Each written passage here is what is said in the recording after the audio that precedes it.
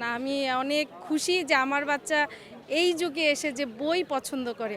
কারণ বাচ্চাদের হাতে বই তুলে দেওয়াটা অনেক টাফ। বাচ্চারা মোবাইল পেলে আর বইয়ের দিকে তাকায় না। আমার বাচ্চা বই পেলে আর অন্য কিছুর দিকে তাকায় না। এই জন্য আমি নিজেকে অনেক গর্বিতও মনে করি যে আমার বাচ্চা দুইটা বই নিয়েই খেলা করে। বই নিয়েই মানে যা কিছু করার বই নিয়ে। ওকে যদি পড়ার ফাঁকেও বলা হয় তুমি রেস্ট নাও, সেক্ষেত্রেও সে বই নিয়ে বসে। মানে এটাই হচ্ছে আমার জন্য অনেক মানে কি বলবো একটা আনন্দের। ছোটোবেলা থেকেই বইয়ের পাগল, বইয়ের পোকা বলা চলে।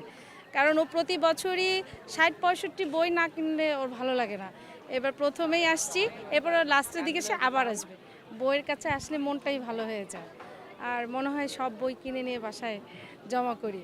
আর আমার ছেলেমেয়েরা বই পড়তে খুব খুব ভালোবাসে। ছেলে তো অনেকগুলো কিনেছে, তারপরেও বারবার জিজ্ঞেস করছে মা আরও বই কিনে দিবে না? আরও মানে ওর খেলার সঙ্গী হচ্ছে ভালো বই। লাগছে আমার। আমার কাছে বইমেলা আসলেই একটা আনন্দের জায়গা। আমি বই কিনে আসলে অনেক খুশি, মানে অনেক খুশি লাগে আমার। এজন্যই আসলে সব মিলে খুব ভালো লাগছে। গোয়েন্দা বই কিনেছি, সায়েন্স ফিকশন কিনেছি, আর আমার ছোট ভাইয়ের জন্য অনেকগুলো বই কিনেছি। বই পড়তে আসলে অনেক ভালো লাগে, এজন্যই আসলে বইমেলায় আসা। উদ্দেশ্যই এটা যে আমি অনেকগুলো বই কিনবো। যে গোয়েন্দা বই, তারপর সায়েন্স ফিকশন, তারপর নোবেল বই কিনেছি কতগুলো, আরও কিনবো। ভবিষ্যতে কার্ডিওলজিস্ট হওয়ার ইচ্ছা আছে।